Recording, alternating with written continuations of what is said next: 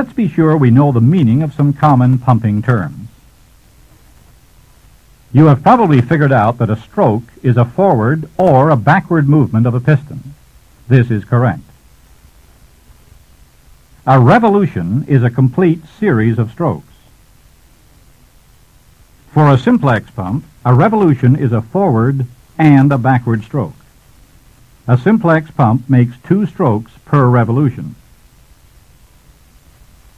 For a duplex pump, a revolution is a forward and a backward stroke for each of the 2 pistons. A duplex pump makes 4 strokes per revolution. The number of strokes per revolution equals 2 times the number of liquid pistons.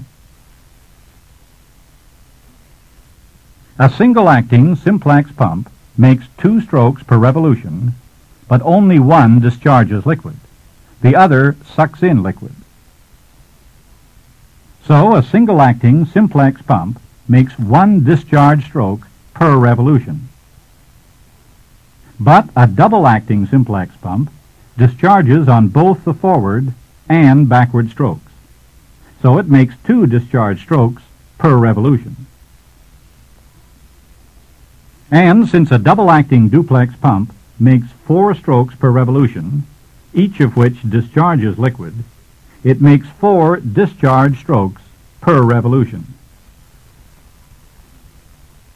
Steam-driven reciprocating pump sizes are expressed in terms that require explanation.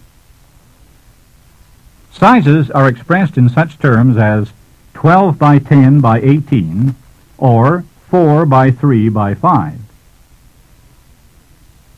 It's easy to remember what the numbers mean if you remember SOS, steam, oil, stroke.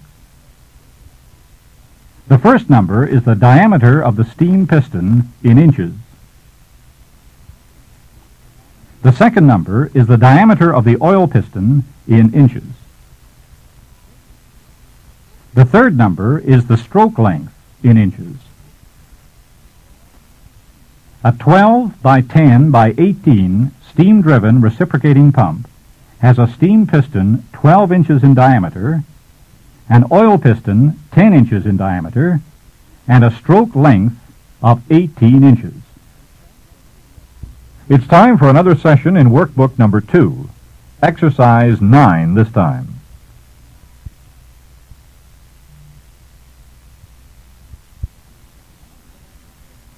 Understanding the terms we have discussed will help you to make certain calculations concerning steam-driven reciprocating pumps.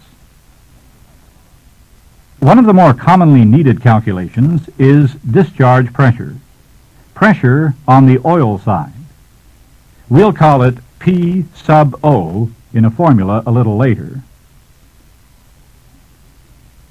Because the discharge pressure of some steam-driven reciprocating pumps is much greater than the steam pressure driving the pumps, you may need to calculate discharge pressure to determine whether it's safe to use a particular pump in a given piping system. In some cases, your concern may be whether the pump will put up enough discharge pressure. You can calculate the discharge pressure by the formula P sub O equals P sub S times D sub S squared over D sub O squared, where P sub O equals discharge pressure, P sub S equals inlet steam pressure, D sub S equals the steam piston diameter, and D sub O equals the oil piston diameter. Let's see how it works for a 4 by 3 by 5 steam-driven reciprocating pump when inlet steam pressure equals 120 psig. Remember SOS, steam, oil, stroke. Steam piston diameter is 4 inches, and oil piston diameter is 3 inches. Substituting numbers in the formula, P sub O equals 120 psig times 4 inches squared squared over 3 inches squared.